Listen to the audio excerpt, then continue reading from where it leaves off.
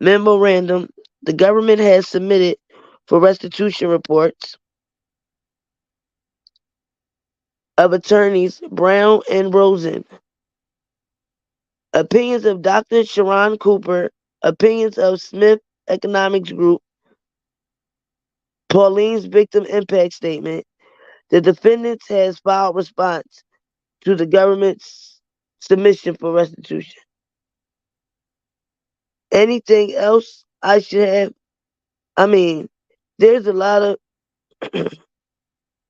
there is the defendants has filed response to the government's submission for restitution. Anything else I should have? I mean, there's a lot. Anything else I should have that you can recall? Mrs. Pozzolo. Yes, Your Honor. Elizabeth Pozzolo. We also submitted a restitution memo on the docket that references a second government's version that attached on impact statement from Jane and a study that referenced in there as well. So those were filed yesterday, and we brought up two chambers, brought copies up to your chambers. The court. Now, did y'all hear what they said? Can y'all hear me? I hope y'all can hear me. Cause the numbers is dropping. I hope I ain't just sitting here reading for nothing.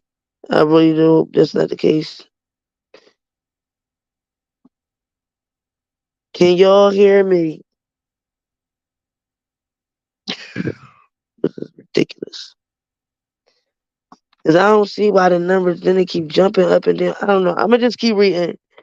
If not, I'll just edit this, and when I put it out, people can watch it on replay. Cause I ain't gonna just keep stopping. Um. All right. Thank you, y'all. Uh. Did y'all hear what they just said? I'm gonna read it over. This is from Mrs. Pozzolo. She's from the government.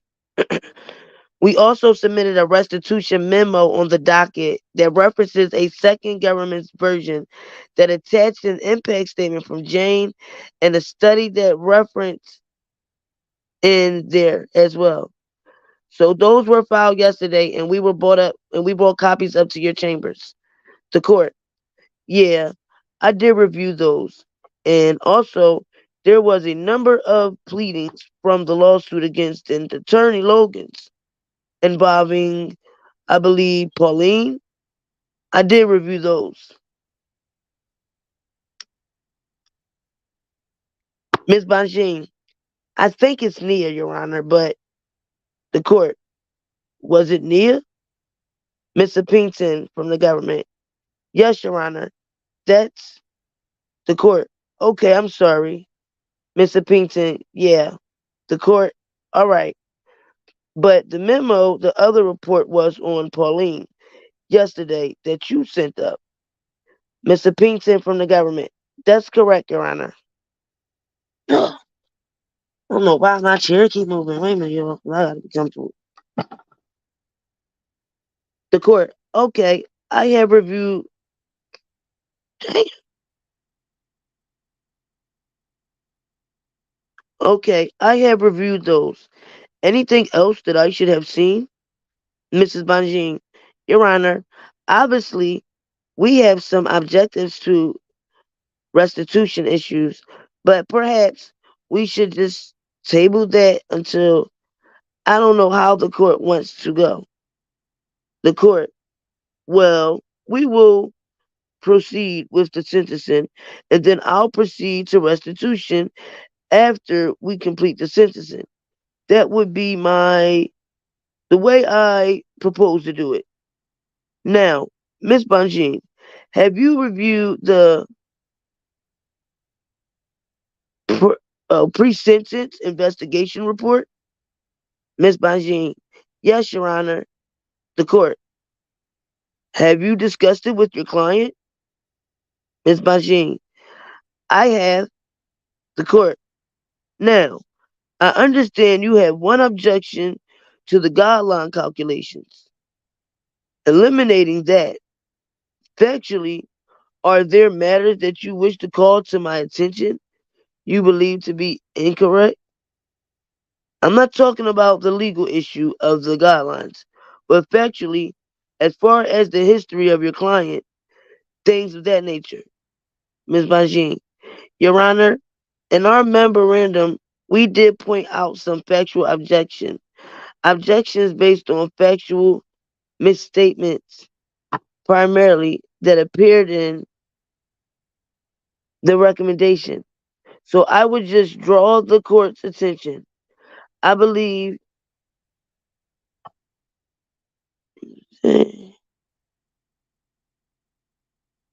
Okay, so I would just draw the court's attention. I believe, let's see, I'll put it in footnote 2. I've identified some of those factual misstatements. And just for the record, for example, the characterization of the conduct with Nia somehow being over an extended period of time. I'm supposed to be talking about like Banjin, I'm tripping. Oh boy. Nia somehow being over an extended period of time, or that it wasn't a one or two time occasion. We object to any statement by probation that it was over a prolonged period of time. The court heard the evidence. I don't think the government would even contest this. It was exactly a two-time occurrence. It involved conduct that were not suggesting does not satisfy the elements of the inducement count. But it was a matter of touching rather than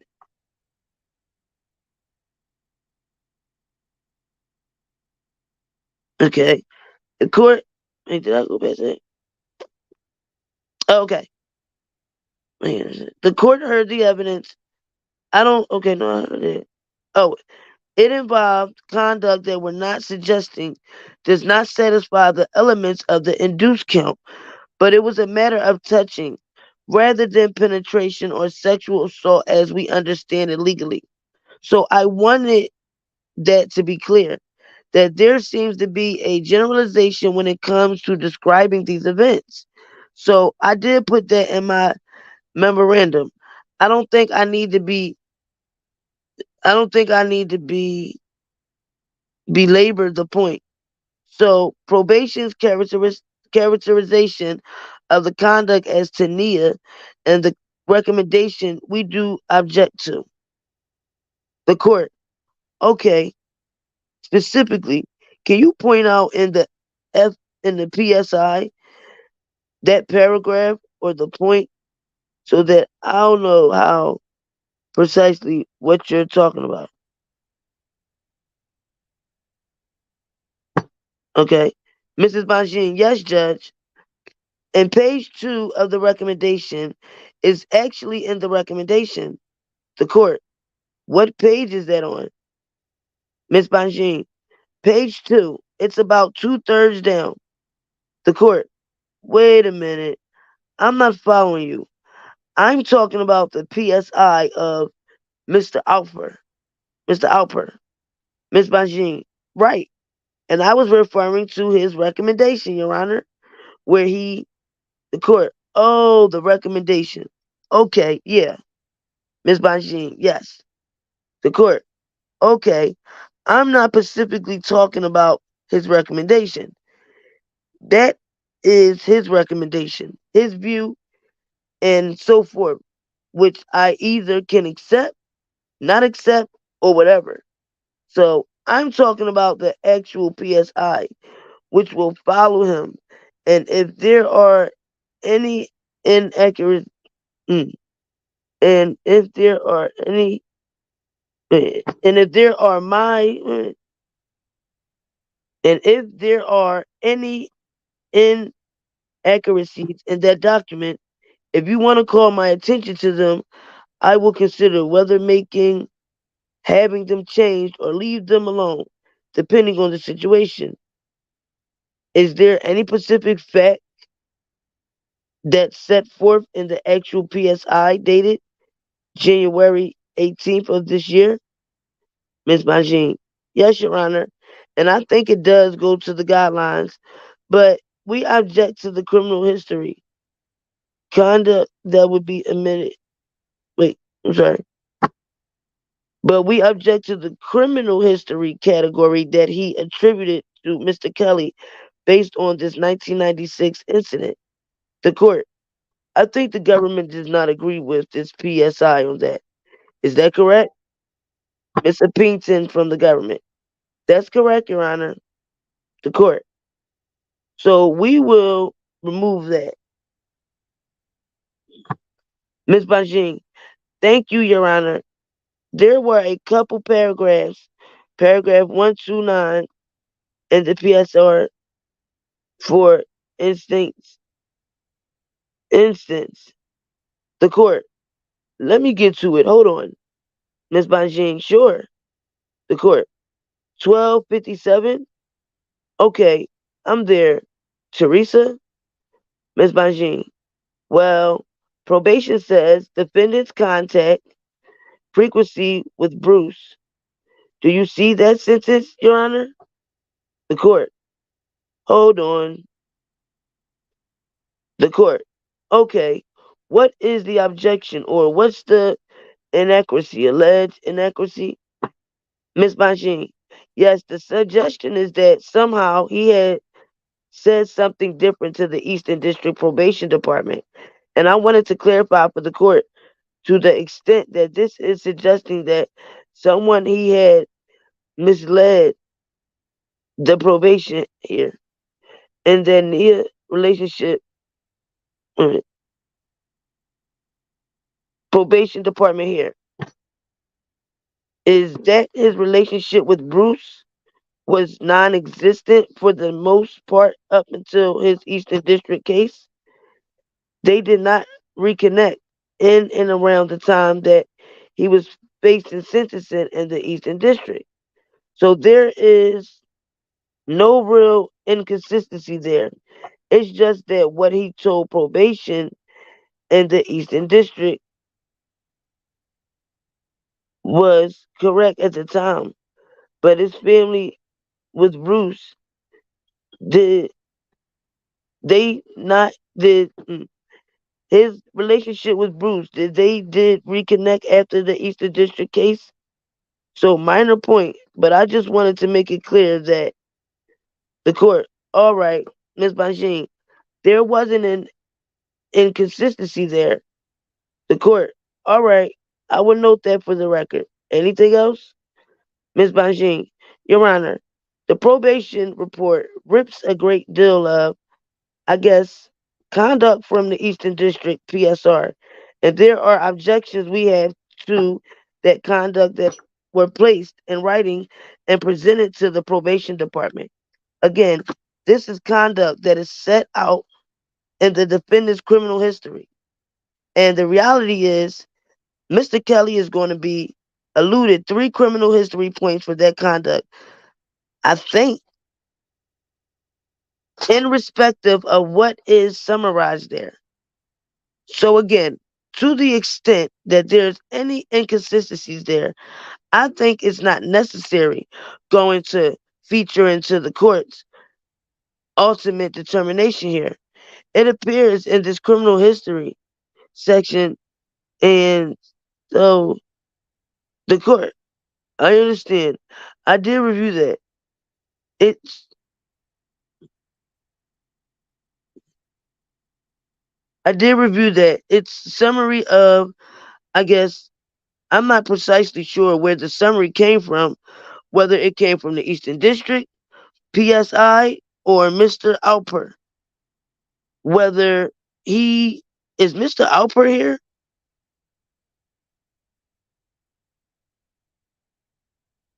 Mr. Alper, yes, Your Honor.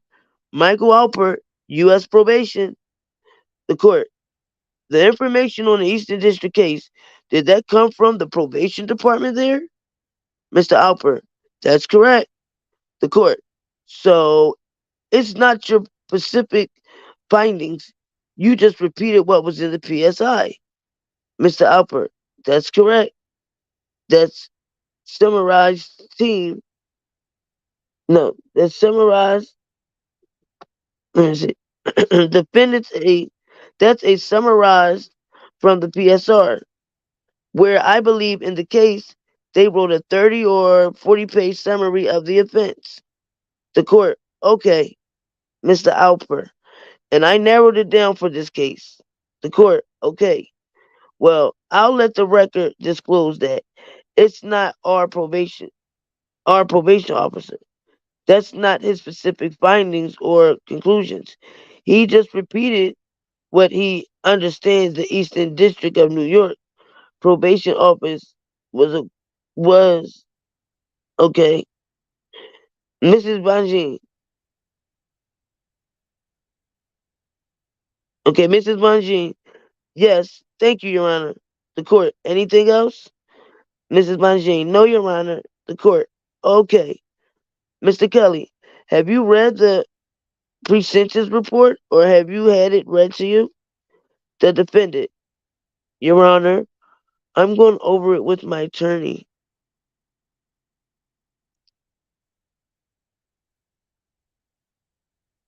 The court. You have gone over it?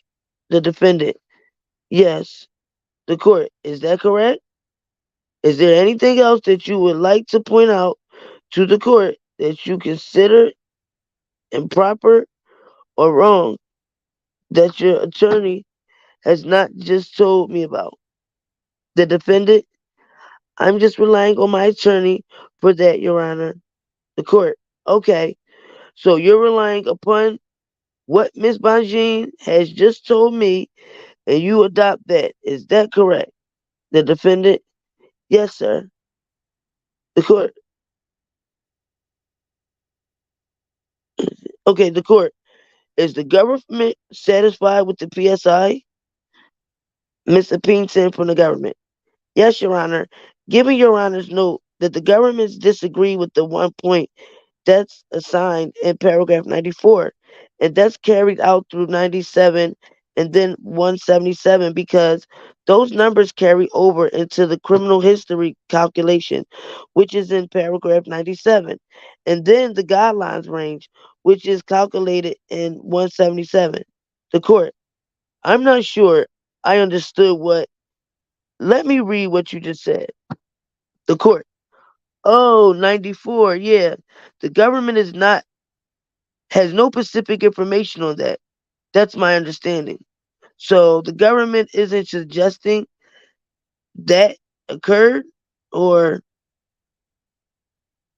didn't occur. Is that correct? Mr. Pinson from the government. It's the government's position that the points shouldn't be assigned because we can't determine the disposition. The government. It's the government's position that the point shouldn't be assigned because we can't determine the disposition. The court. Okay, all right. Anything else? The government. Mr. Pinson. No, Your Honor. Just that paragraph 97 and 177, those paragraphs incorporate that 1 point.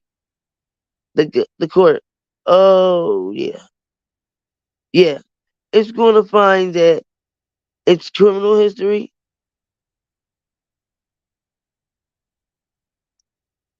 Okay. Category 2. And we're not assigning a point for that. He gets 3 criminal history points based on the New York decision, correct? All right.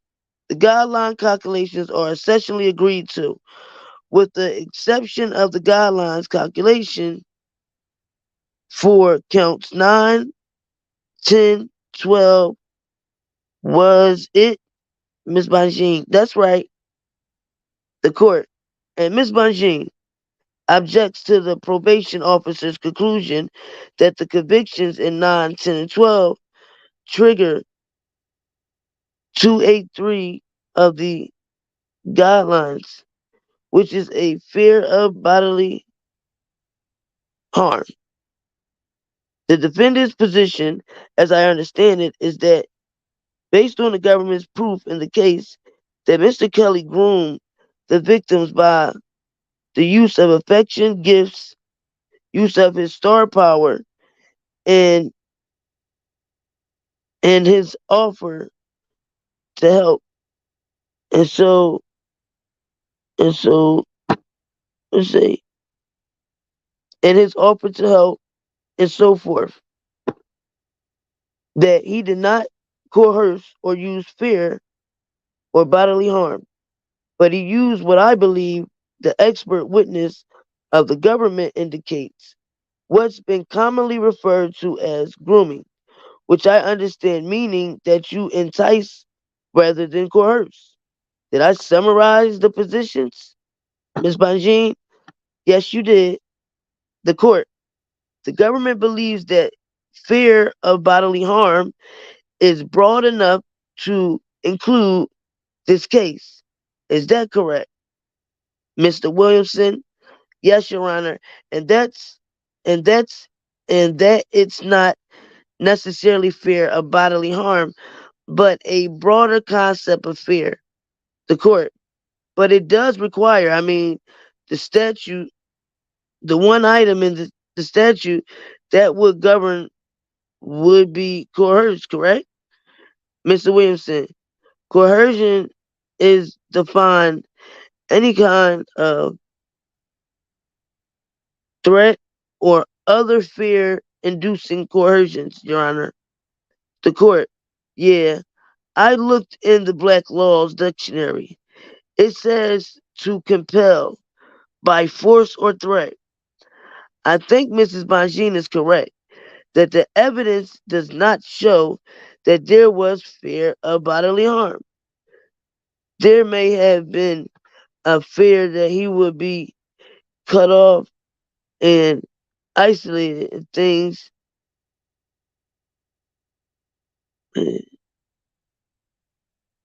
of the nature. But the whole theory of grooming, which the government tried this case on, which included the expert witness, was sort of the opposite of fear of bodily harm. It was the fear of loss of love, loss of affection, and that sort of thing. And it just doesn't seem to me that the it doesn't seem to me that it is I don't know what to say arises to the fear of bodily harm. Do you want to add any response? I don't want to put words in Miss Bonjean. Did I summarize your position, Miss Bonjean? Yes, that's correct, Your Honor. And I would just point out that I think the evidence, first off, the government did not pursue that theory really at all. If you look at their closing arguments, if you look at also, the court may recall the jury's note regarding the disjunctive versus conjunctive. I think in their concern, I should say, their question about whether they had to find persuasion, inducement, and coercion, and they wanted to know whether they had to find all. I think we had a lot of indicators that at no point was there evidence presented of coercion or any type of threat of anything to overcome the victim's will.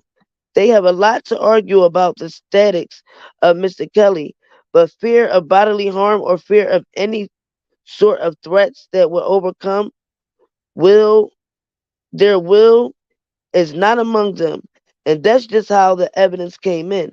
That's the theory they went on. So, yes, I think you summarized it correctly. And I have nothing further to add about that.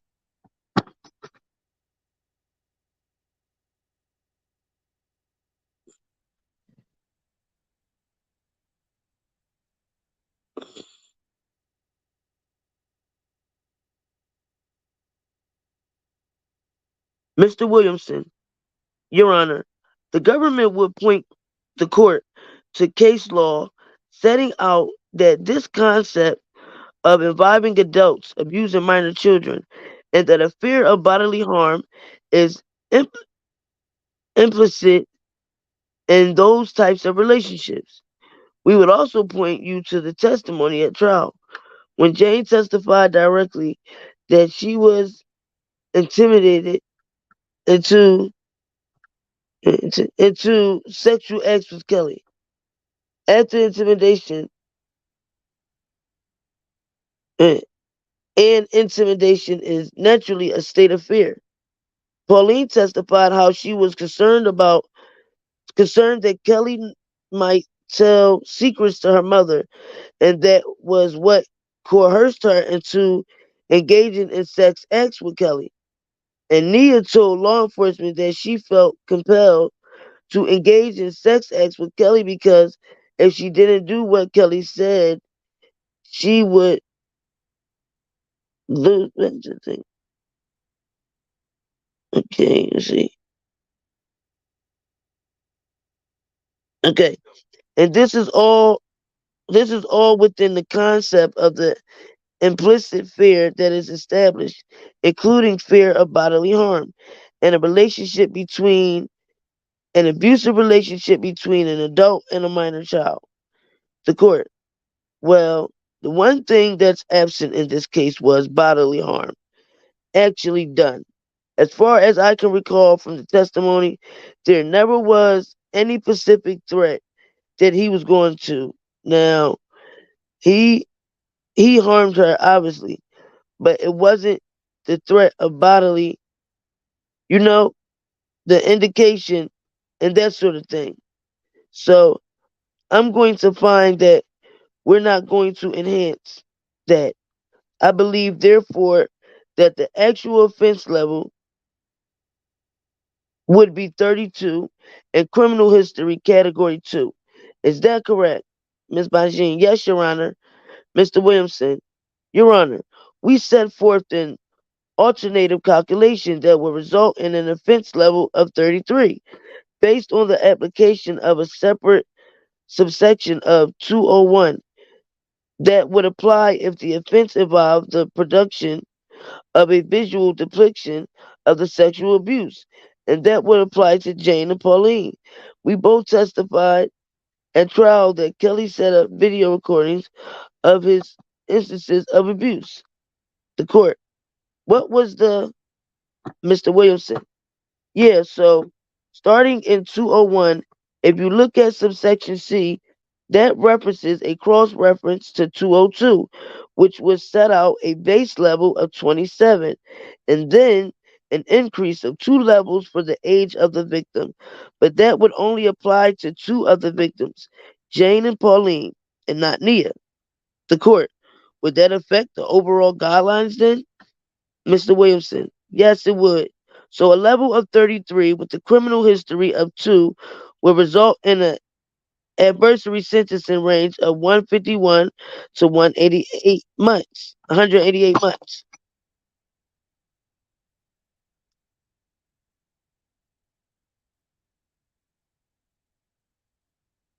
The court, Ms. Banjin, yes, Judge, yes. They made that argument in a footnote, and it is less applicable that entirely inapplicable. The court, where is the footnote? Let me Mr. Williamson, Your Honor, it's page 19 of the government's memo. The court, okay. Mr. Williamson, yes, it's footnote 4 starting on page 17 and footnote 5 starting on page 19. The court, I'm trying to figure this out. Can you help me a little bit again explaining? Mr. Williamson, yes, Your Honor. So the subsection C1 of the section 201 discusses if the offense involved causing a person of less than 18 years of age to engage in sexually explicit conduct for the purpose of producing a visual depiction that involves the cross reference, which would result in a base level of 27. The court, Ms. Banjin, yes, Judge. The only witness who discussed or testified about visual images being produced is Jane. And our position is Mr. Kelly is being punished for those 3 counts of producing child pornography. Now, no, November, the government wants to know use this same conduct to enhance the enticement count as to Jane for creating the child pornography that he is being punished for already in the other three counts, which would be multiple punishment. It also, this is a trafficking type of enhancement. This is for people with transport over state lines for the purpose. And that's one language.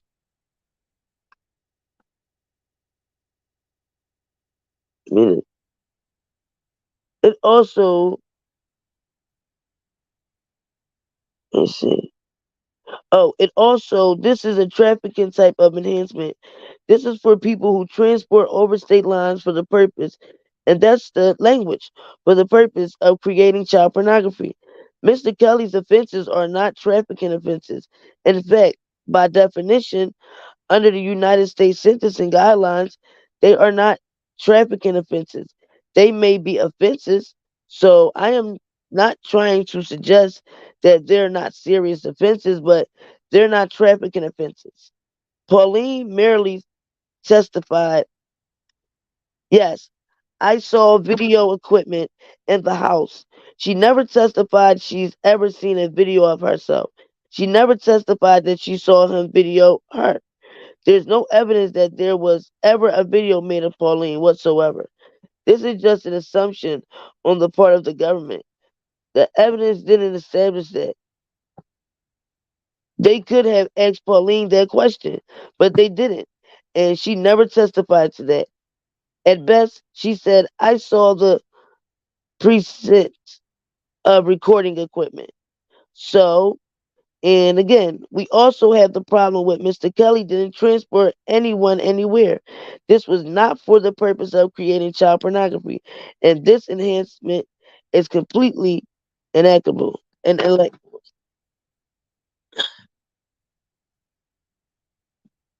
oh, what happened?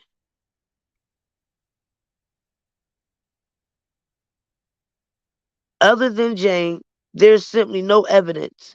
We didn't see any videos, and there was no testimony about any other videos. So the government, and that's why they relitigated this theory into the footnote. And that's where it should stay. It's not applicable. The court. Okay. Anything further? Mr. Williamson. Yes, Your Honor. 2 points there. So there are statements from Pauline and the grand jury and Lisa Van Allen that they testified as to how Kelly get video recordings. And in our footnote 4, we have citations to both of these statements. The court. Yeah, but that did not appear in the trial, though. Mr. Williamson. Yes, Your Honor. But as sentencing, that can be considered, and legally speaking, Your Honor, has has raised, and legally speaking, Your Honor, has ruled about 3 times now that there need not be the sole purpose of producing child pornography to invoke these types of provision. Mrs. Bonjean, but he's being punished for that already, Your Honor. The court. Okay, okay. I will not increase that. I will make a finding that we have 32 offense level criminal history category 2, 135 to 168 months. So the government may proceed to address me as to the appropriate sentence. Wow. So did y'all see how, real quick, how they really was trying to give him extra points, trying to say the ages of Pauline, and then they try to act like he had Pauline on the tape. So they gonna try to give him extra points and just charge him with a tape with Pauline, which that girl ain't never said nothing about no tape, nothing about he had her on no tape. And who was the other one? Nia. They act like this man was just traveling them around. They all travel by themselves. All of them.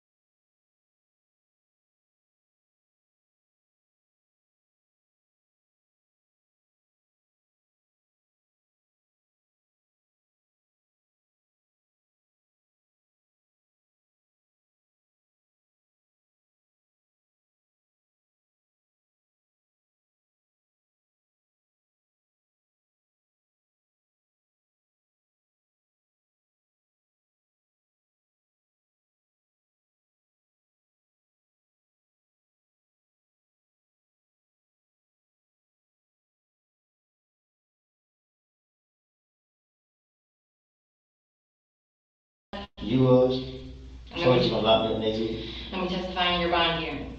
What you testify for? When we testify in your bond hearing. So I was gonna see you next week. You said my bond hearing? Yeah. How y'all gonna revoke my bond? The attorney on the case is gonna move to revoke your bond. So I'm gonna see you next week at your bond hearing. But I have to see, I don't wanna violate your rights, Mr. Melnick, as your attorney, okay? Yeah, for 11 months. Seems like I just blinked and time went by, but yes, 13 years of my life with him. I was 17. I was a child. He took away my innocence. He took me off the path that I was on. He changed my life forever. Kelly is this loving, fun guy that everybody see, but Robert, he's the devil. You pretty much had to have permission to do whatever, from eating to bathing. That's who he is. When he was about to go there, when it was becoming abusive, his pupils would dilate and his shoulders would almost round, and I used to say he started to look like a cobra to me. If I didn't get out of there, I was going to either end up killing myself or he was going to end up killing me. So, standing on a balcony contemplating suicide, and that's when I knew I'm done. I was only 19, 20 at the time, and what I was dealing with was way over my head and abusive. What made me decide to end my marriage to Robert, on top of the abuse, was my children. I think the nail in the coffin for me, ironically, was thinking of seeing my daughter in a coffin, because so many women lose their lives to abusers. And I thought, what if one day she ends up with a man like this and he kills her? But that's what you taught her, Drea. She grew up in a house seeing her dad be abusive to her mom, and I was done. I don't know where the strength came from, but it did, thankfully. Once the story came out, just things have been really tough for me because, like you say, you're reliving this trauma. for a long time, you'll blame yourself. What could I have done to prevent this? And then when you find out it wasn't just you, not only is it infuriating, but it's like, this guy's really sick. It's not just about R. Kelly, it's about any other perpetrators like him and for other women that's dealing with situations like the other women and myself have gone through. I myself kind of want to be the support for other girls. It's hard to look at another victim. I mean, it's just, for me, it's hard to, because I know what I went through.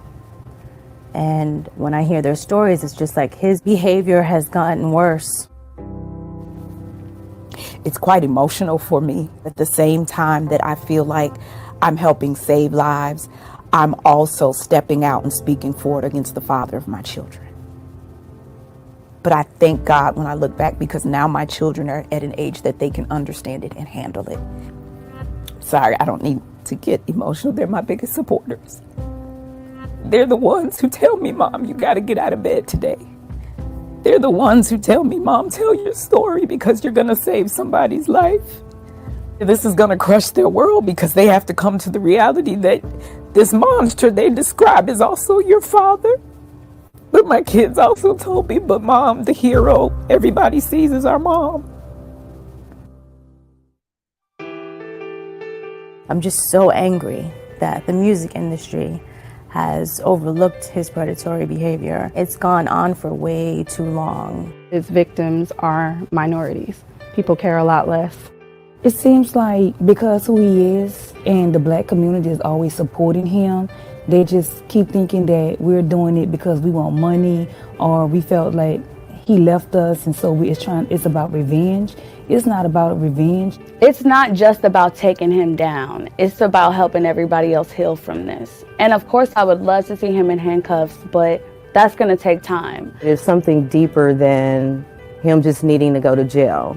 You know, confess to what he's done. I don't even care about an apology. I just want him to own up to the things that he's done, admit to the person that he is, and get some help.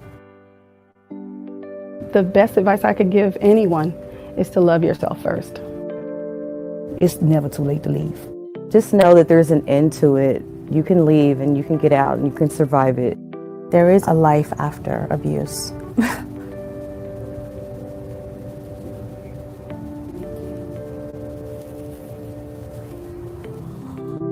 In 2002, Kelly was indicted for possession of child pornography after a tape surfaced that appeared to show him having sex with a teenage girl. A jury found him not guilty in 2008 after deciding they could not identify the girl. For many years, Kelly reached out-of-court settlements with women who accused him of abuse, some who signed non-disclosure agreements that kept them from speaking out about the allegations. However, after a 2017 BuzzFeed article reported R. Kelly is keeping women against their will in an abusive cult, survivors and parents of victims have come forward with new allegations about his sexual, mental, and physical abuse. This is Angelo and Alice Clary, parents of Asriel Clary, who met R. Kelly when she was 17. The way they had to exit was through the back. So during that time, we was waiting and kind of getting a little nervous. Went to the corner where the VIP was, and then that's where she exited at, from the back side of the stage. He told us that he asked her to hear us sing. He liked it, so he gave her a number to contact him. Asriel was in the 11th grade. We didn't find out right away, but she was secretly, I guess, calling him and texting him and then talking to him on the phone. One day, the time that she's supposed to be home, I called and she wasn't home yet. Finally, we get a phone call. She finally called me and said, oh, I'm at a hotel in Kissimmee meeting with R. Kelly. How and why, did this happen? I was really shocked. Asriel Clary met the singer back in 2015. She was 17 at the time. Her parents claim that Kelly promised to help launch her singing career. They say they have learned since then that his real interest, in their words, was a little more sinister. I spoke with them yesterday about how this all started, and they say that just 3 days after meeting R. Kelly, their daughter went to a hotel to meet him without their permission. They were furious and went knocking on hotel doors to find her.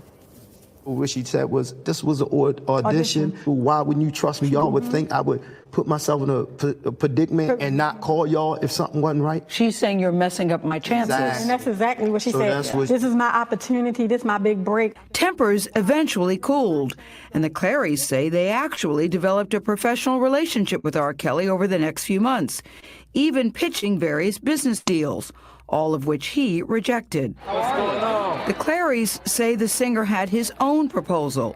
Let Azriel join him on his tour full-time. He flew us into Chicago.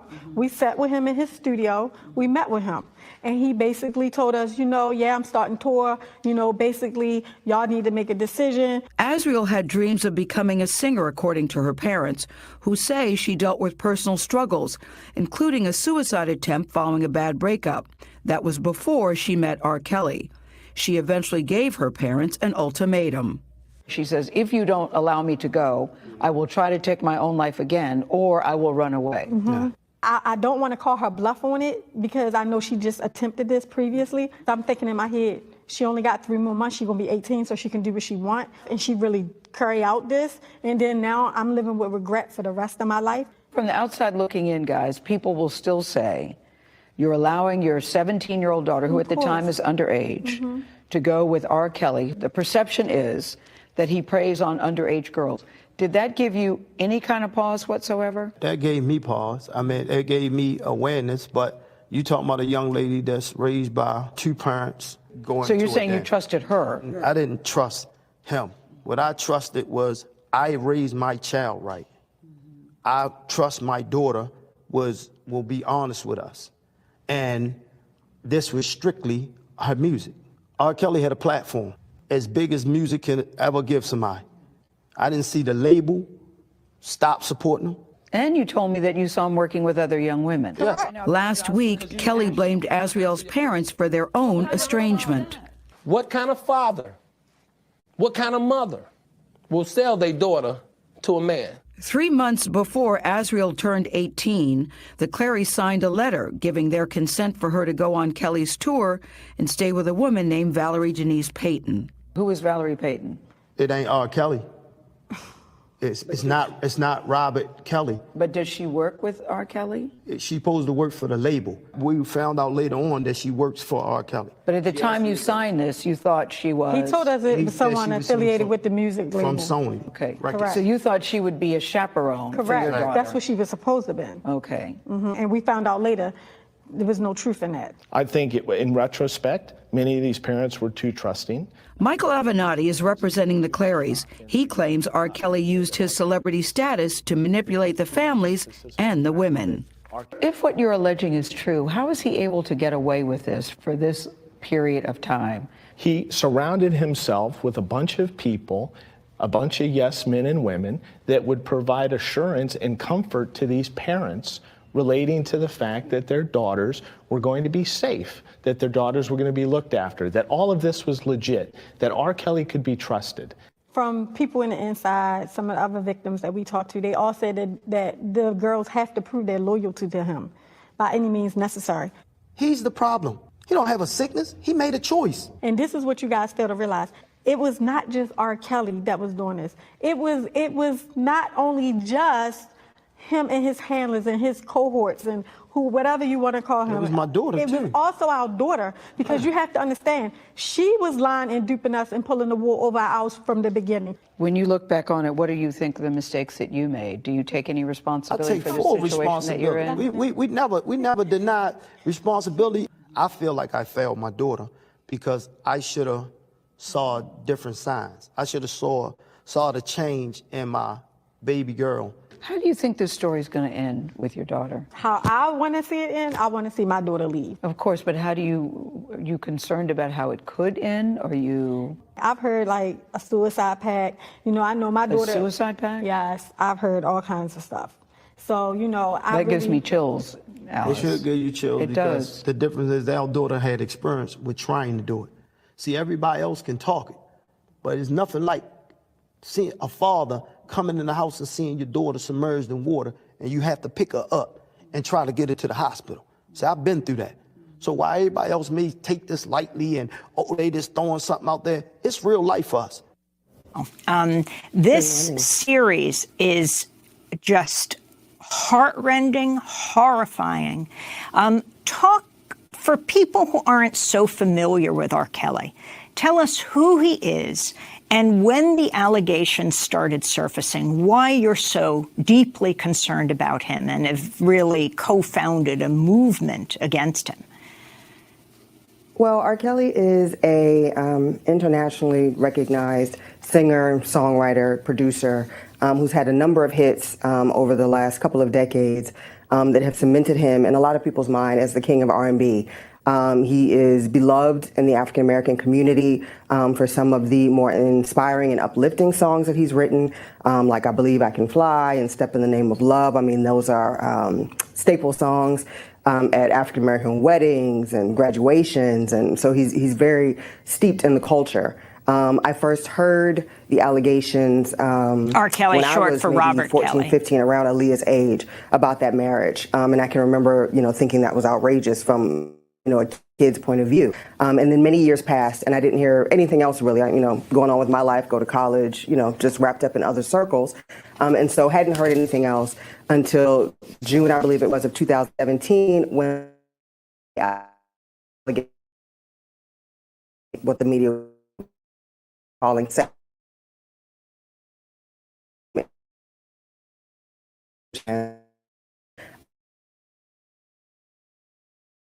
I was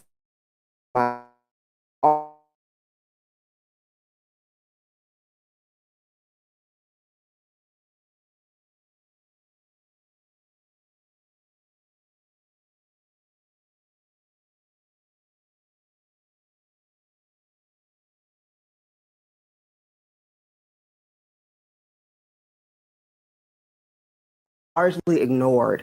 And I just became incensed. I mean, I really just sat at my desk in my office, fuming, like, how dare we let this go on for 25 years at the expense of dozens upon dozens of young Black women.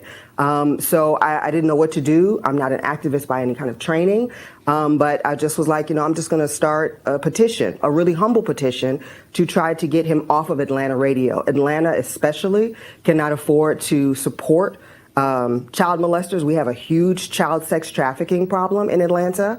And I just was like, we just can't. We all know this to be true, regardless of the fact that we have to say alleged in front of all of these accusations. Everybody saw that tape of him sexually degrading a 14-year-old girl.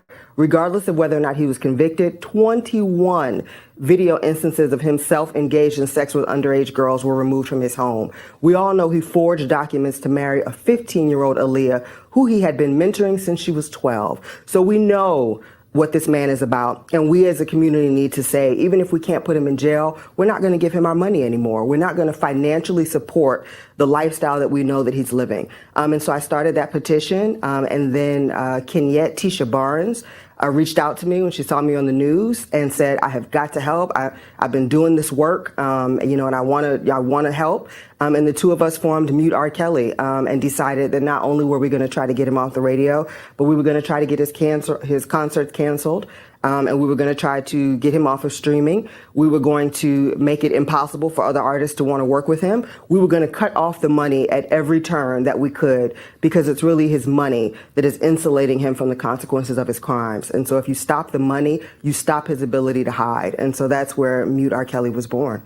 I want to go to another clip from the docuseries Surviving R. Kelly. This is survivor Lisa Van Allen, followed by singer and former R. Kelly protege Sparkle. Sparkle's niece is allegedly the 14-year-old in the sex tape video for which R. Kelly faced but was acquitted of child pornography charges.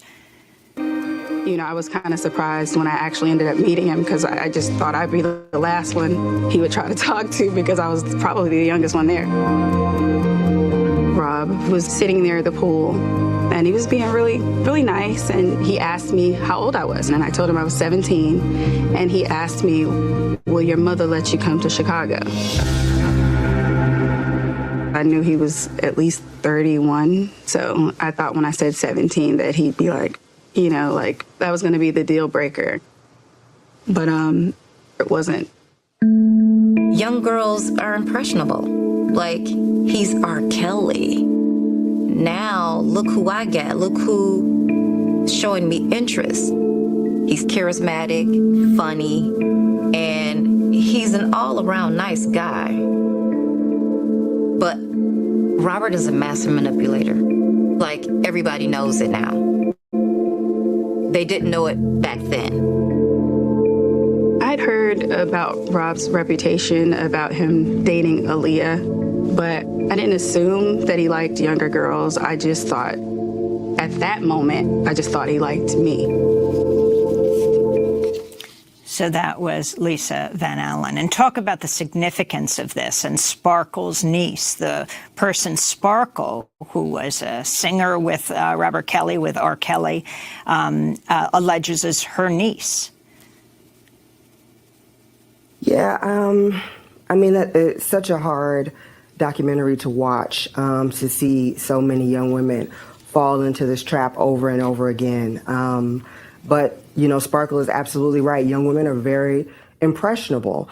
You know, and we say young women especially, but everyone is impressionable and is able to be manipulated by somebody that they look up to, they admire, they worship. I think, you know, there are grown people right now who have a celebrity, who if that celebrity dropped out of the sky and shone their spotlight on them, you know, would leave their husbands, wives, children, and go run off to LA tomorrow. So, you know, I think to think that children would be less susceptible to that type of temptation is ridiculous.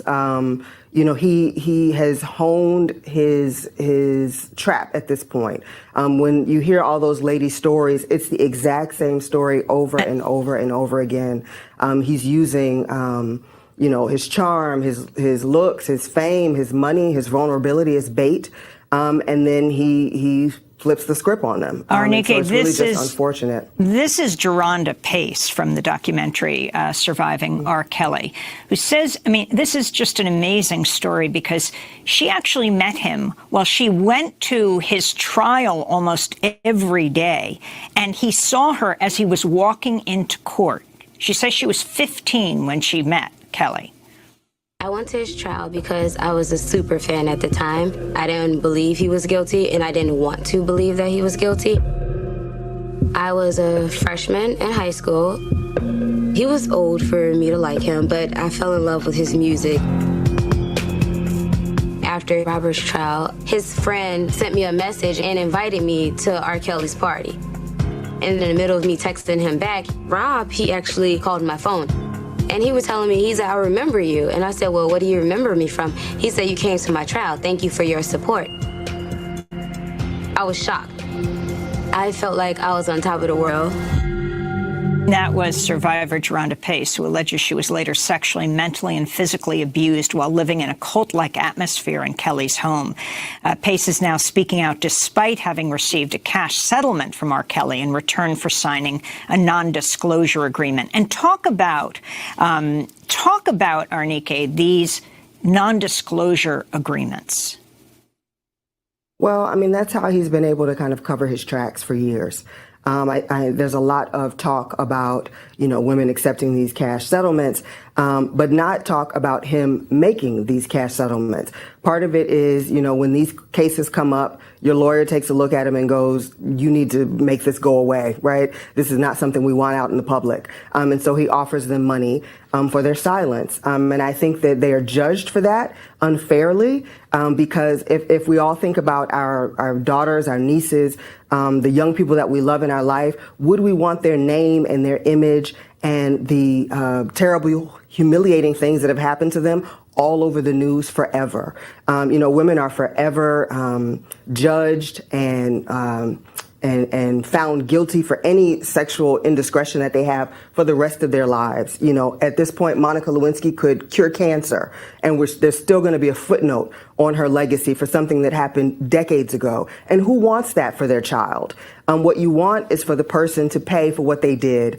And if you're not able to get that in court for whatever reason, for statute of limitations, for lack of physical evidence, you want to make them pay however you can. And so many of these people took the cash settlement and the NDA to make it go away and to also save their daughters that humiliation of having their name dragged through the mud. I think if we want to create a society where people don't take money and they fight it to court and they fight to get justice, we have to create a society where victims are not going to be blamed and judged for the things that happen to them. We have to create a society where this is not going to follow you for the rest of your life and be the defining moment of your childhood. We have to create a society where people actually look at the facts and the evidence and not at the fame and the wealth and the smokescreen that money and fame are able to create in order to really kind of see the merits of the case and judge it on that. So I don't judge any of these women for taking money for their silence. I don't know that I would be able to put myself in their position. And they're extremely brave for coming out on this documentary and telling their most humiliating, degrading moment of their life to the entire world. I don't know many of us who would want to do that. I want to bring Angelo Clary into this discussion, the father of Esriel Clary, who met R. Kelly at the age of 17, moved in with him with hopes of advancing her music career. He hasn't seen his daughter in almost 4 years.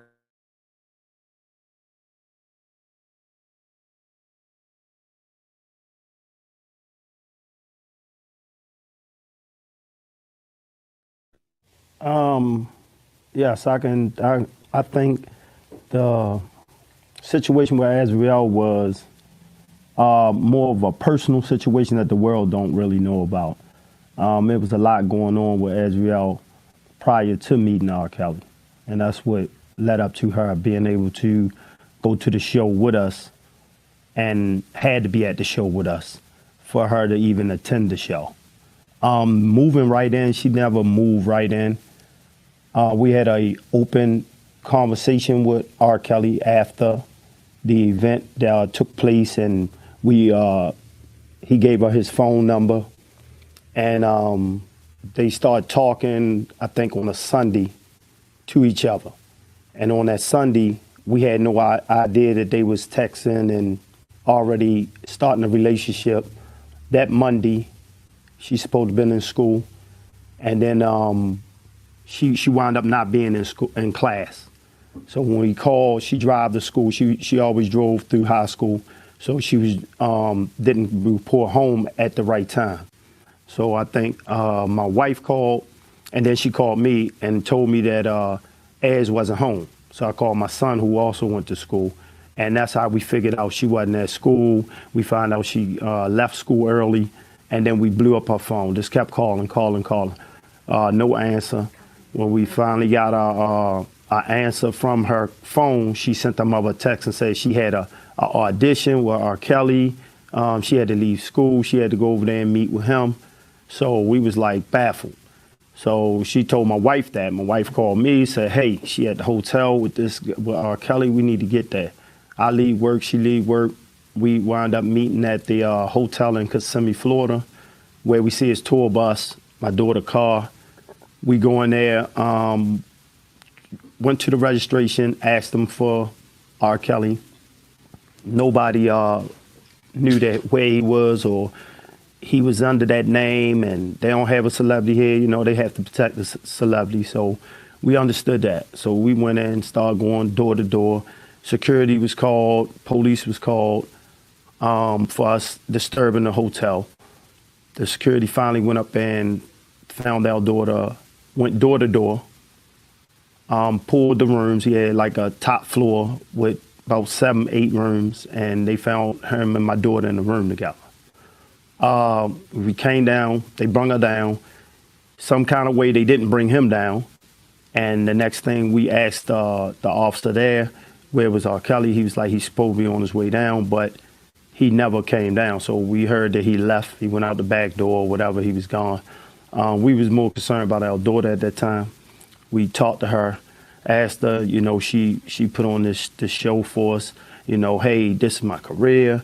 He called me, this is what it was. He asked me for an audition. I was like, yeah, but you only supposed to went without telling one of us, period. I mean, we already talked about who he was, his background on the way home. When she told us that he gave her his number after the show, when she went on stage and sung for him. So, After that, we talked to her, went home. And then, which we didn't know, that they had already had a sexual intercourse that day. We found out a year later. Your daughter was 17 years She turned old? 18. She was 17 in Kissimmee. We have to wrap up Kissimmee, this Florida. segment of our interview, Angelo, but we're going to do part 2 and put it online at democracynow.org. But you have said that you don't think this could continue if these children weren't black girls and young women. Can you explain as we end with this comment? I think the comment was this straight blunt that if the females was Caucasian, this would have been, it wouldn't have been to this amount of women or young girls, kids, or anything. It'd stopped at 1, maybe 2 tops. I think in the black community that we want heroes, and we so scared to demolish somebody because of the good they make us feel with whatever talent they have, that we don't want to be the one to say, hey, we got to destroy them. And I think this is why it really drug on as long as it did, and he was so successful at getting away with it. People have no idea that there's 2 different men. That there's the person, Robert, there's the persona, R. Kelly. Go ahead on, break them off with a little previews of the remix. R. Kelly, widely regarded as the king of R&B, known for songs like Ignition. But his ex-wife, Drea Kelly, says lurking behind that Playboy image, there's a more sinister persona. Here I am, his principal dancer, choreographer, on stage, right next to him. And people have no idea that this man just beat me on the bus. People have no idea of the bruises I'm hiding. Drea claims she was a victim herself of emotional, physical, and sexual abuse at the hands of Robert Kelly. Did you ever fear for your life? Yes. You thought he might kill you? Yeah. Your kids? No. But me, definitely. Their tumultuous relationship initially began with a love for his music. Thawing video, there's a part in there where I'm dressed as a geisha. This is around the time when Matrix came out. So I put the Matrix move in the video. There she is, front and center, his wife of 13 years and mother to his 3 children. Why did you decide now? Summer of 2017 hits. All these allegations start coming out again. And I'm like, God, I don't think I can take this one. What do you make of his song, I Admit? That is the dumbest thing he's ever done. Because you didn't admit anything.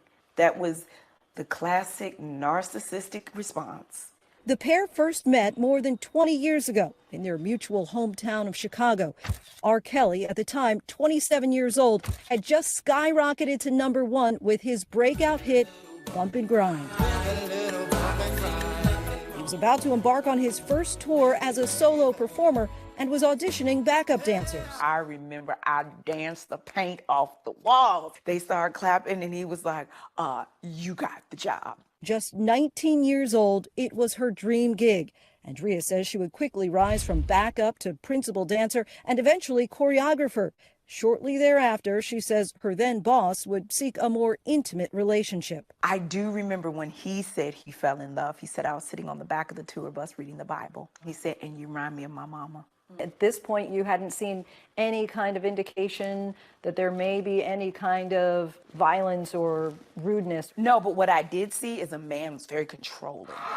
R. Kelly would continue to climb the Billboard charts, soon becoming a household name with the release of this crossover mega hit. I believe I can fly. After I Believe I Could Fly, we were married, but at that point I had seen him go from just an all-black audience knowing who he was to now you're doing Space Jam, you're getting Grammy nods, winning Grammys. R. Kelly, I Believe I Could Fly. Oh, wow. At a certain point, your marriage started going down. When was that point? When I was pregnant with my first child, he locked me in a bathroom and I slept in a bathtub. Outwardly, Kelly was the portrait of a doting father, cradling his baby girl Joanne in Celine Dion's I'm Your Angel.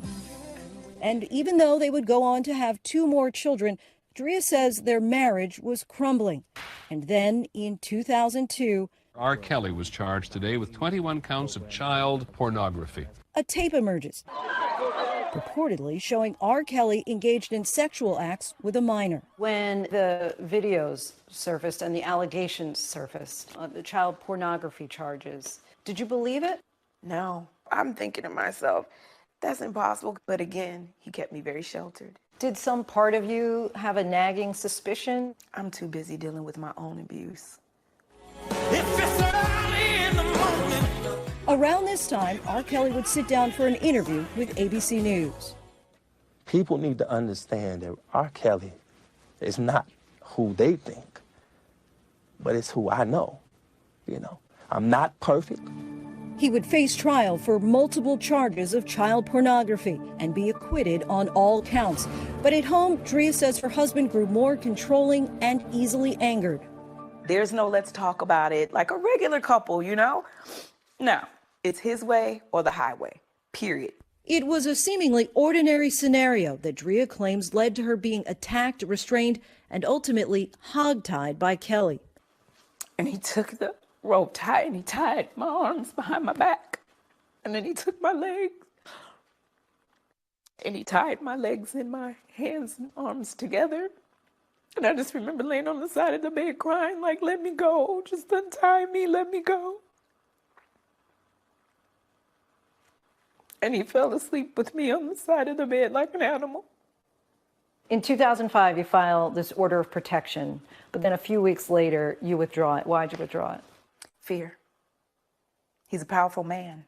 At this time, he's at the top of his game. So now I get this order of protection and it dawns on you, this is not bulletproof.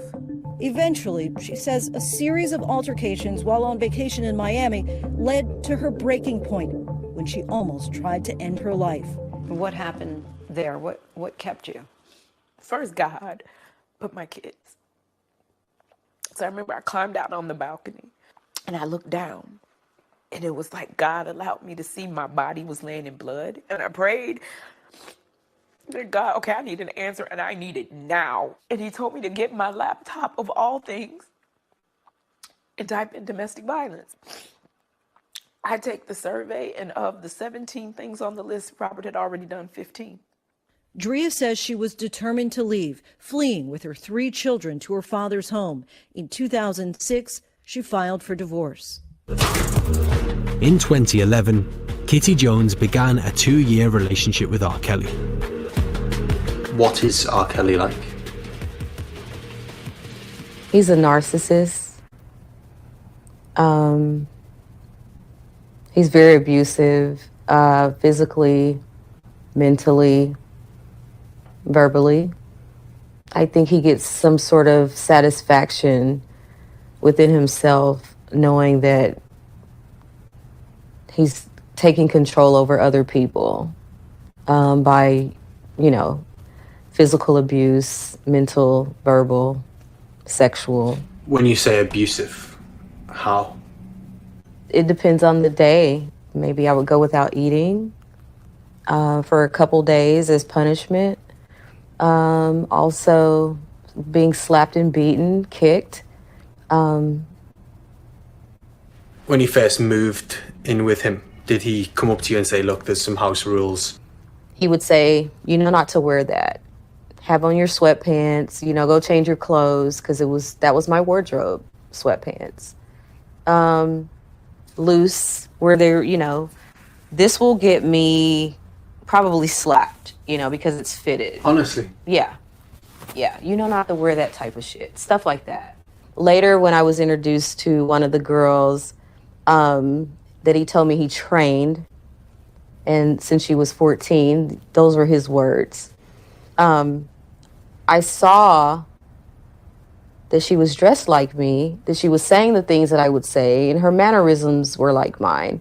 That's when it clicked in my head that he had been grooming me to become one of his pets, that he calls them his pets.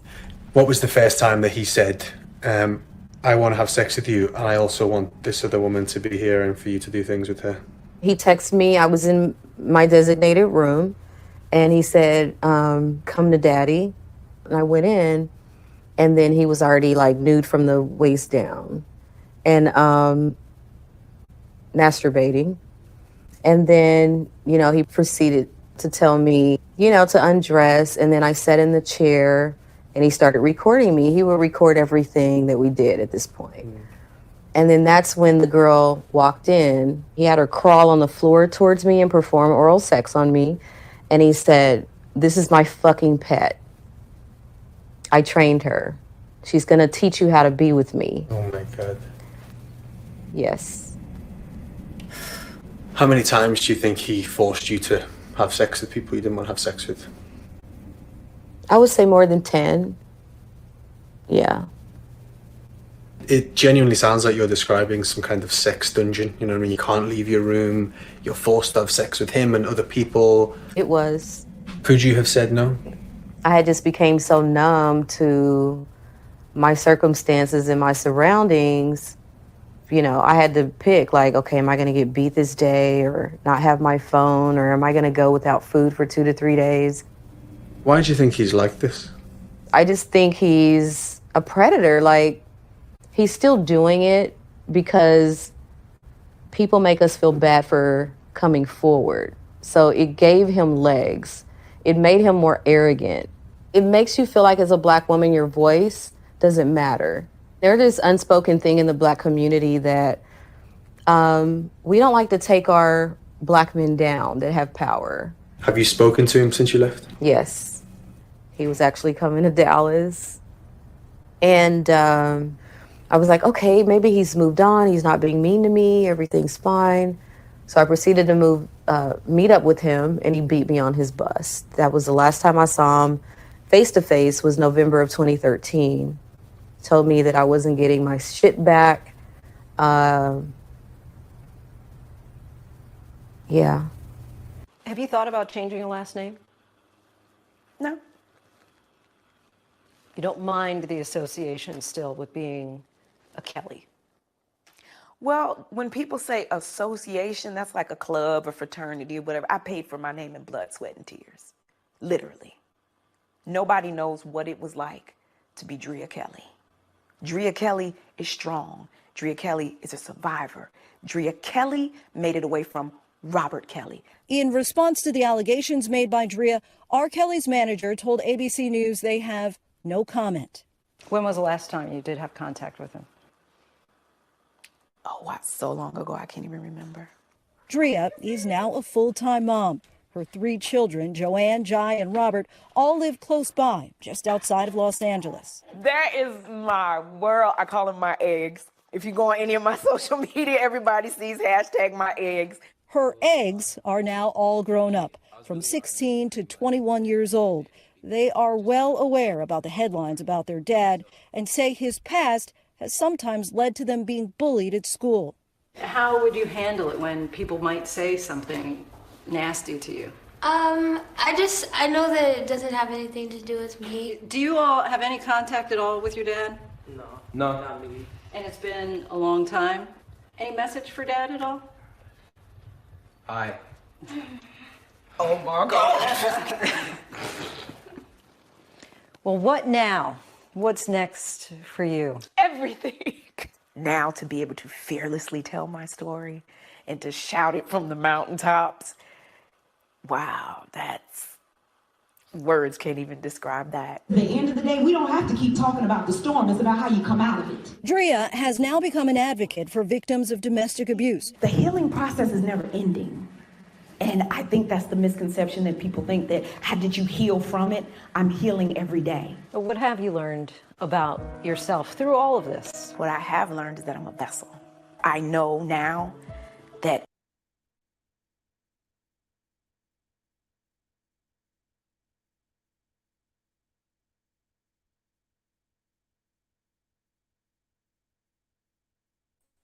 well, what we know now is all of y'all are liars. And the reason I wanted to play this is because I'm going to finish reading this transcript, right? When you sit back and look, y'all didn't just have Surviving R. Kelly 1, 2, and then the last one was, I think, The Aftermath or something like that. Or, I got to look on my cable thing. Then y'all just came out with this Surviving R. Kelly 3. So altogether, they had about 7 of them. because I don't know if y'all know, but after the New York trial, they had a Surviving R. Kelly aftermath, where they talked about him getting found guilty in New York, and they had like all these therapists and journalists coming up talking. So it was like literally like 6 or 7, okay? But this is my thing, Drea, Lisa Van Allen, and Rashana. Now, they let Lisa Van Allen not only lie for decades, then all of a sudden the Chicago federal trial say at the beginning of their opening statements, okay, Lisa Van Allen, we had to fix it because she thought that it was cold during the time of the video, Home Alone. Oh, I thought I was cold. That's the only reason why. No.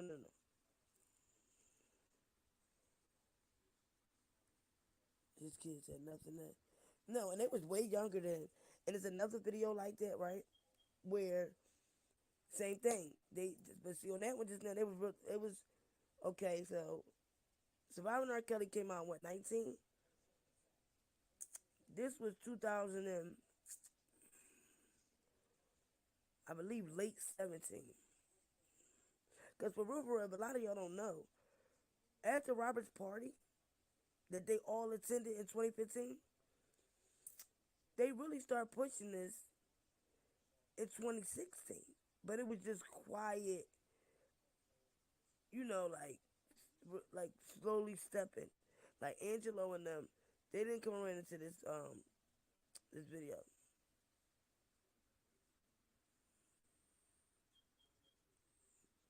Oh, I'm sorry, hey, I didn't even see people in the chat. Hey, Lily, Shannon, Shaq, okay, APZ. What happened? Y'all saying something, I don't know what it's saying. Oh, here you go, perspective. Girl, we ain't starting that, girl. I done fixed this damn cell. And here you go. This ain't working. Turn your volume up on your device. Because it might be you.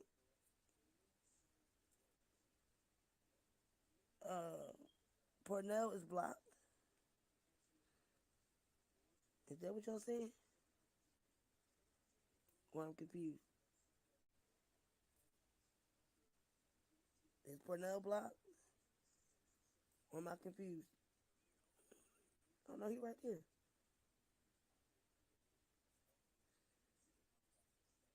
Or maybe I'm confused. I must be talking about something else.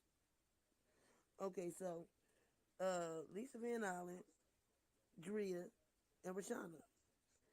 You never hear Rashana say she had sex with Lisa Van Allen, but she does say that Lisa Van Allen was harassing her, calling her phone, and she didn't understand why because she said we don't have nothing to talk about, right? Then you gotta think, how did Lisa Van Allen get Rashana's number? I'm pretty sure it wasn't like a whole bunch of people that had Rashana's number because the girl don't mess with that many damn people. And before she did start cooperating, it wasn't nobody that was on Surviving R. Kelly that could say, oh, I'll call Rashana. Ain't nobody have her number like that. So where did Lisa Van Allen get the number, first of all? Did the government give it to her? Because she said she called her cell phone harassing her. And she said, I don't even know what she was calling me for. We don't have nothing to talk about. She never said she had sex with Lisa Van Allen. And I'm pretty sure that Rashana heard this girl saying this for years.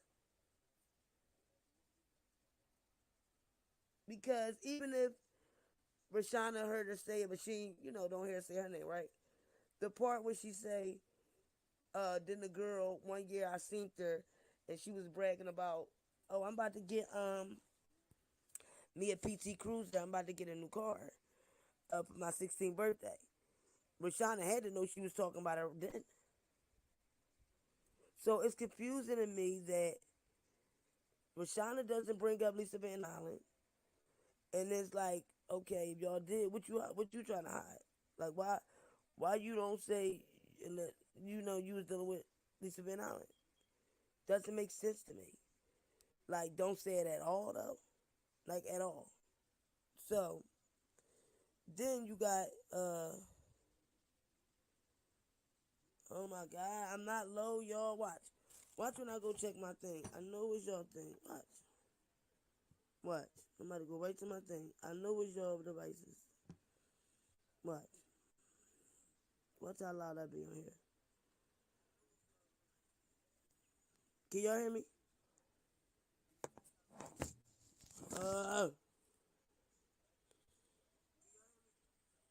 This is ridiculous.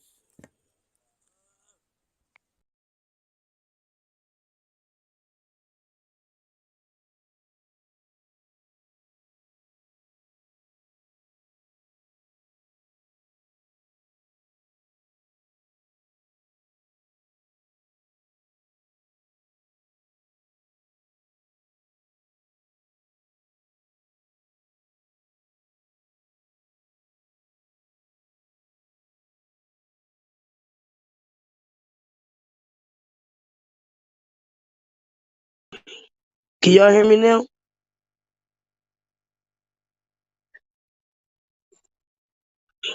Can y'all hear me now?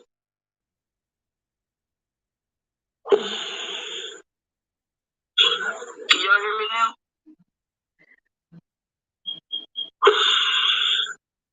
See, all my devices, I can hear me loud. I don't know. Every device I got, I can hear me real loud. I don't know. So, as I was saying, Lisa Van Allen, Rashana never says she slept with her. I don't know why nobody's not making that a big deal.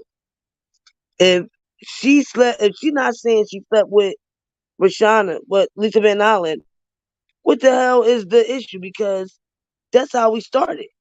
Lisa Van Allen didn't start with, I found the tape with Robert having sex with a minor, or I found the tape with Rashana having sex with Robert. No, her original statement on Surviving R. Kelly, the first one, was she stole the tape, she popped the tape in, she see her and Robert, she fast forwarded a little bit, and then she said, and now I see um this girl, and he's peeing all over her like she's the toilet.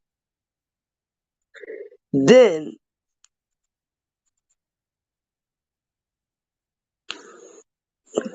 okay. Then you got Tracy Sampson now saying that Lisa Van Allen threatened her and was extorting her and other victims in the case. Why is this not important? Why? Y'all trying to get this man extra points on his PSR report, but you're not addressing the subject at hand. Why was Lisa Van Allen threatening these women? Was she threatening them to testify? I'm confused. Like, why was she threatening them? I don't understand that. She came out here working with Charles Freeman and Michael Avenatti. Why was Lisa Van Allen threatening them? So we need answers. Jennifer Bonjean put in a motion about it. So I'm pretty sure they're gonna have to come forward and speak. And we don't want to hear that from nobody else. We want to hear Tracy Sampson. If I was her, I would go make I would go do a press conference. They want to put the cameras in her face when she talking about Robert. No, I would do a press conference. Like, where you want to do it at? Let me know, or I'll have the news come to you. Because I think it's going to be more than what she's going to say with this story. I think it's going to shock the hell out of us. And I think the reason Tracy Sampson is coming forward because Robert was found not guilty for her claims. And I think her thing going to be, I wasn't even supposed to be testifying in this case. That's what I think. Yeah. I think that she's going to come forward and say the only reason she testified was because they were threatening her. That if she didn't testify, she was going to go to jail. Same thing Holly said, which I believe, that is Holly, who wrote Robert after the trial, and said, "I'm so sorry. Um, you know where our love stands. I will always love you."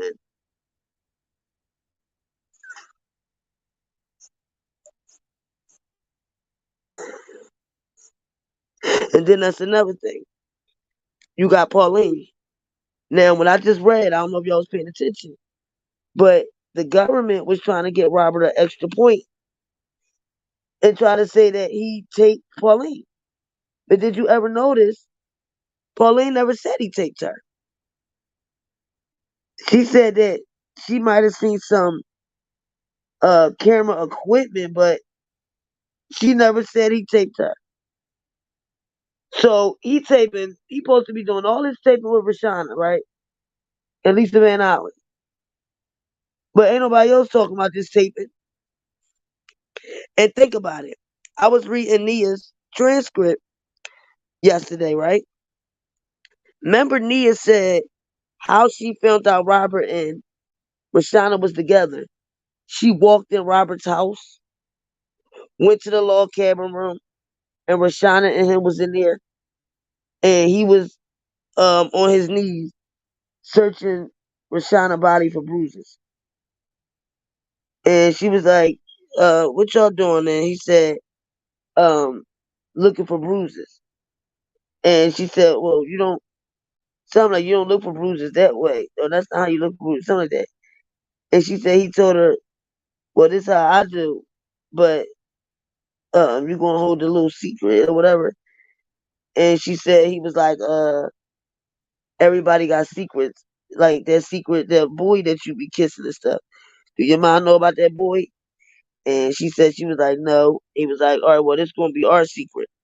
And she claimed that that's when her and Rashana started having sex and all that. But listen, how you just walked in his house like that? He don't know you coming. You just went through the front door, walked through his house, walked through the log cabin room, and him and Rashana back there, she naked. So his door wide open, where anybody can come into his house, and you just able to walk straight through his crib, no security, no nothing. When this man had security since he had a career, this man had assistants and all that since he had a career. So all of a sudden, you can just walk up in his house, door unlocked, nobody watching you, and you just go to the log cabin room, and this is where they at. They naked, and Drea lives there with her kids. You got assistants. They even had the teachers for the kids.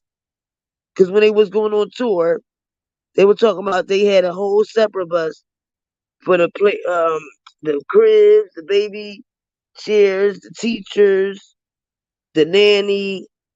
So you just walked in this man's house. Just walked in. I can't get over that part. You just walked in his house at 15 and just where everybody at, whatever. And this man had a wife. A wife. First y'all wanna say um Drea did do this, she went out here, she did this. No. Like I said, Lisa Van Allen need to be sued out her ass.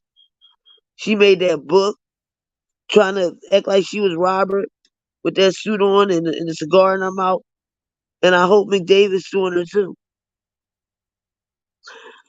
I really do. Because she messed up a lot of people's livelihood. She started this whole thing. At first it looked like she was taking up a sparkle, but no. No, no, no. And then when you look at Ashanti McGee, I ain't even gonna go over her because it's a waste. It's a waste. Anytime your own man is on here talking about they don't you out of pocket. You need help. Help, help, help.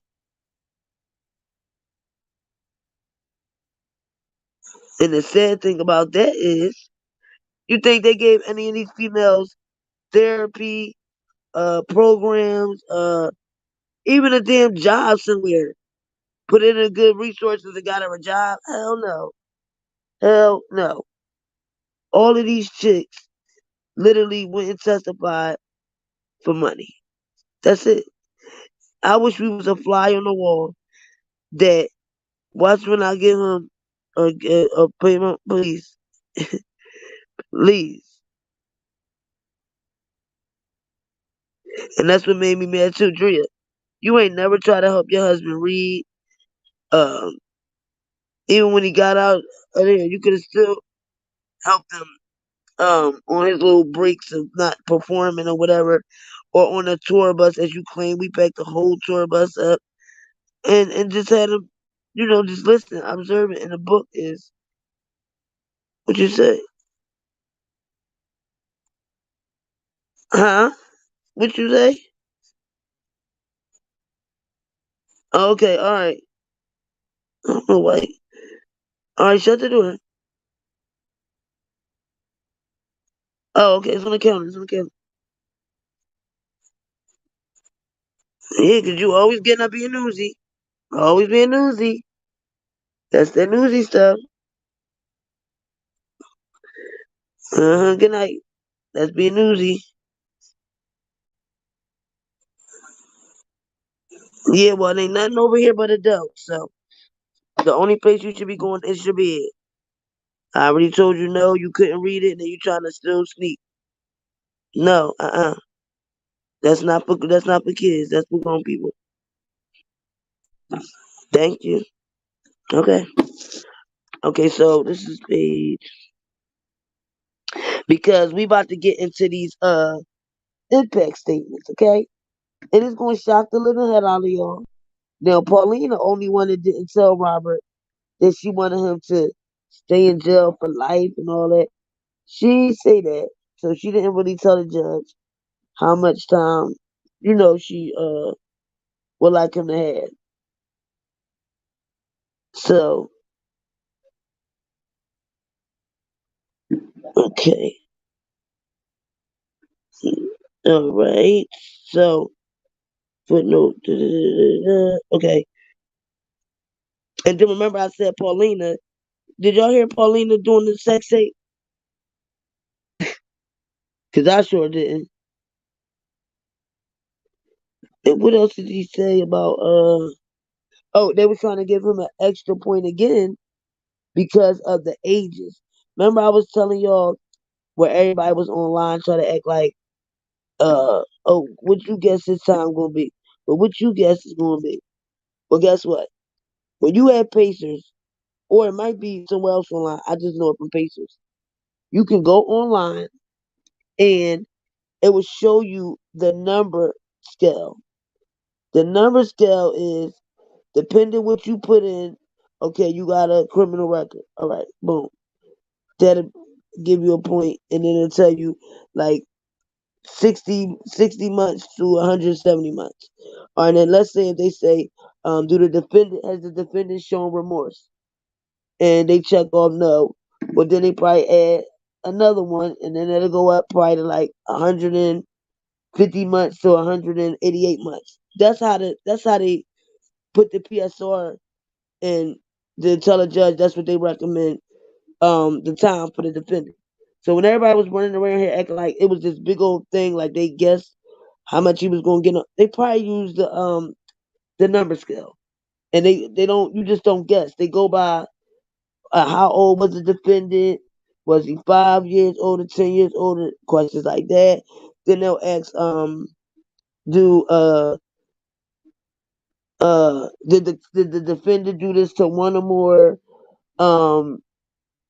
more accusers in this particular case? And then you say yes, then at another point, then you'll just see the numbers either going up or the numbers will go down. And that's how people on here most likely was determining the 20 years. When everybody comes saying, oh, I was the one to say 20 years, I was on, because all you have to do is go to the number and Jennifer and them was asking for 11 years. And then she said, but they would have took 14 because that's the guidelines. But he did wind up going over. Yeah, it went over. But I said, I guess we gotta take the good with the bad. The bad with the good, I meant. Okay, so can you help me a little bit? Okay. So we at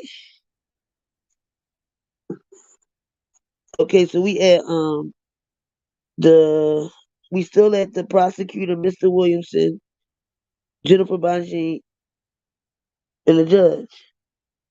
So remember they was talking about this footnote that the prosecutors did this footnote from pages 17 and footnote 5. Let's make sure I went to the same place I was. Okay, the court. Ms. Bonjean, yes, Judge. The only witness who discussed or testified about visual images being produced is Jane. And our position is Mr. Kelly is being punished for those 3 counts of producing child pornography. Now, the government wants to now use this same conduct to enhance the enticement count as to Jane for creating the child pornography that he is being punished for already in the other 3 counts, which would be multiple punishment. Okay, I read that. The trafficking. And she was saying he don't got charges on trafficking. Okay. Okay, here we go.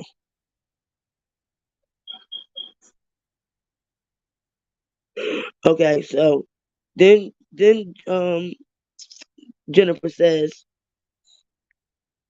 Pauline merely testified, yes, I saw video equipment in the house. She never testified she's ever seen a video of herself. She never testified that she saw him video her.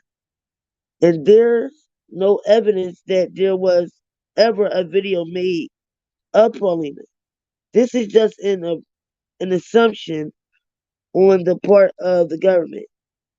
The new evidence, no, the evidence didn't establish that. They could have asked Pauline that question, but they didn't. And she never testified to that. At best, she said, I saw the presence of recording equipment. So, and again, we also have, I don't think you need to be, okay. I mean, okay, I'm gonna get up. Okay, and again, we also had the problem with Mr. Kelly didn't transport anyone anywhere. This was not for the purpose of creating child pornography. And this enhancement is completely inequitable. Other than Jane, there's simply no evidence. We didn't see any video, and there was no testimony about any other video. So the government, and that's why they relitigated this theory to a footnote, and that's where it should be. It should have stayed. The court. Okay. Anything further? Yes, Your Honor. Mr. Williamson. Yes, Your Honor. 2 points there. So there are statements from Pauline and the grand jury and Lisa Van Allen that they testified as to how Kelly video recorded them. And in our footnote, we have citations to both of those statements. The court. Yeah, but that did not appear in the trial, though. Mr. Williamson. Yes, Your Honor, but at sentencing, that can be considered. And legally speaking, Your Honor has ruled about 3 times now that there need not be the sole purpose of producing child pornography to invoke these types of provisions. But he's being Jennifer Machine, but he's being bullied. So he said, okay. And okay, invoke these types of provisions, Mrs. Banjin.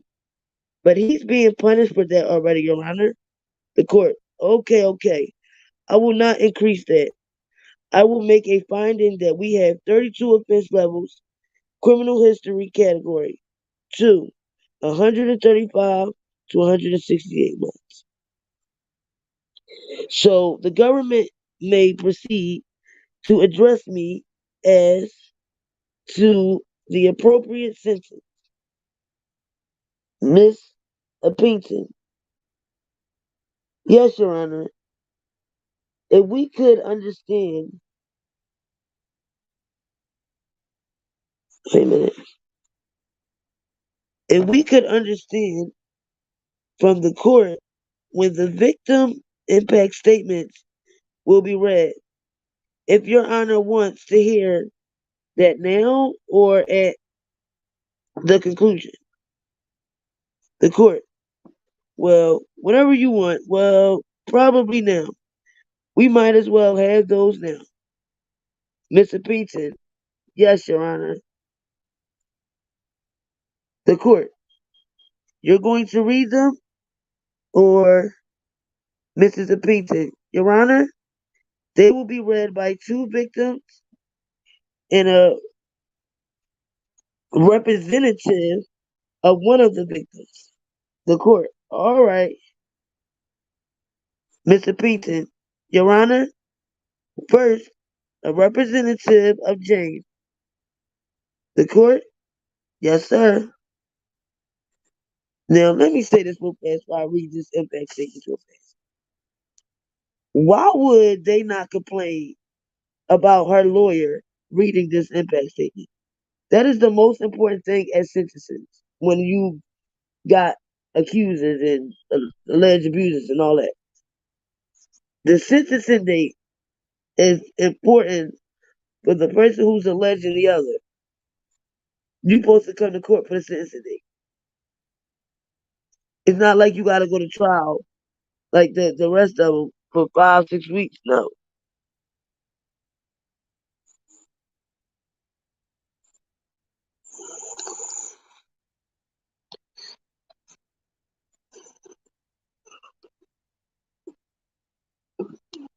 Okay.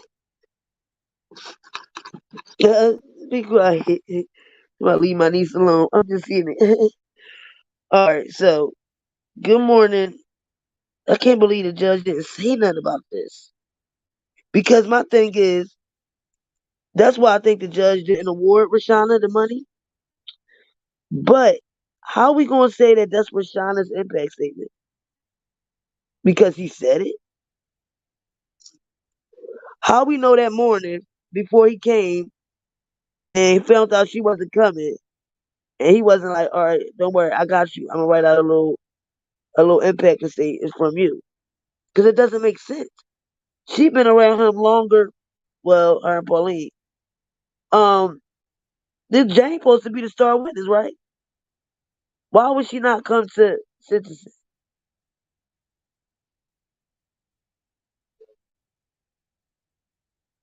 And then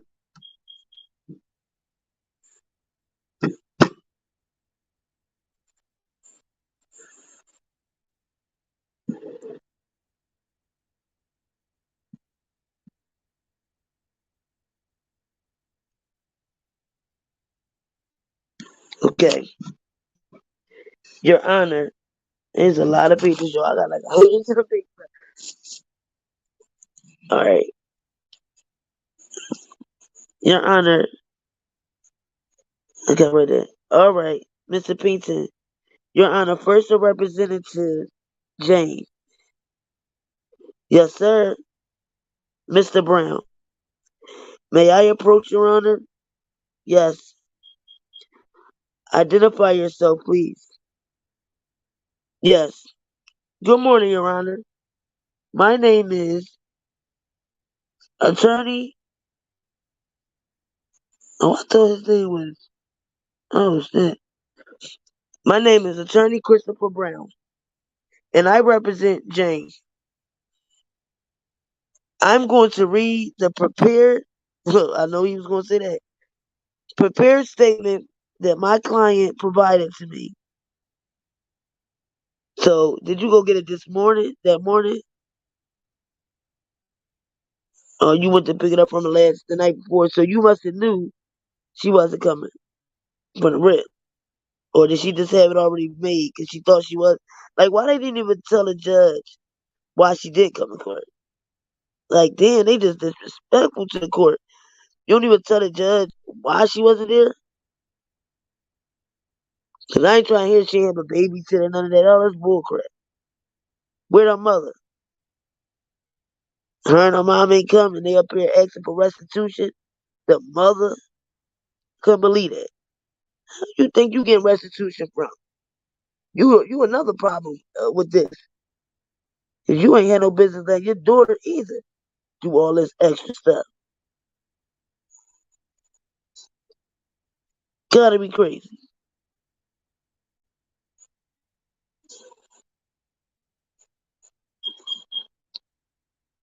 While you sneaking down to the goddamn studio. Talking about, oh, I was going to go talk to Robert about some shoes. But my shop, some shoes. At night? The hell you gonna go talk? What you asking? What size you wear? Or what kind of shoes should I get for the shop? Or what? Are you have any ideas? Should I buy some heels and some pumps? So you talking about that to a man, a grown man? What's your ideas with some shoes? Should I get some sandals? Should we get stilettos? You want some stilettos? All right, heck out of here. You talking to a man about some damn shoes? Good morning, Your Honor. Matter of fact, let's play this big fat boy first before I read this statement, so y'all know who the big fat boy is. I swear he look just like her dad. That's why I'm like, they related. For Brown, CHRISTOPHER, Brown, BROWN. You represent? I represent Jane Doe. And so your reaction to the judge's decision? 240 months is an appropriate sentence in this action. Well, we're very pleased with that particular sentence, and hopefully we can have some closure here now. Have you talked to your client at all since this came down? I have spoken with her. She's pleased with the sentence, and like I said, she's more interested in finding closure, and I think that's where we are at this point. Will that involve some of the restitution that was talked about? I think that situation is something the government's going to handle. Not my space, not my place. I'm going to stay out of that. And about the thought that as far as the Chicago cases, the Cook County cases have now been dropped. He's only facing the Minnesota cases, as I understand. Is that enough in terms of justice for your client? Minnesota action has nothing to do with my particular client. And as far as Cook County, they made their decision. They're going to put their resources elsewhere. Mr. Brown, R. Kelly's uncle was here earlier, and he basically was saying that these were victims that were not really victims. I mean, what would your reaction be to his comments? It sounds like a comment that is probably not well versed in the facts of this case or in the history of R. Kelly. I think it's very clear that there have been multiple victims associated with R. Kelly. And when you deal with minor children, I don't think anyone is going to draw a conclusion that a child in any way could have brought this on themselves. I have spoken with Jane. She is aware of the verdict. She's aware of the sentencing, and she's pleased with the result. So thank you very much. Thank you. We appreciate you. All right. Ron, what was your first name again? Christopher. Yes. Thank you. Christopher Brown, CHRISTOPHER, Brown, BROWN. You represent? I represent Jane Doe. And so your reaction to the judge's decision? 240 months is an appropriate sentence in this action. Well, we're very pleased with that particular sentence, and hopefully we can have some closure here now. Have you talked to your client at all since this came out?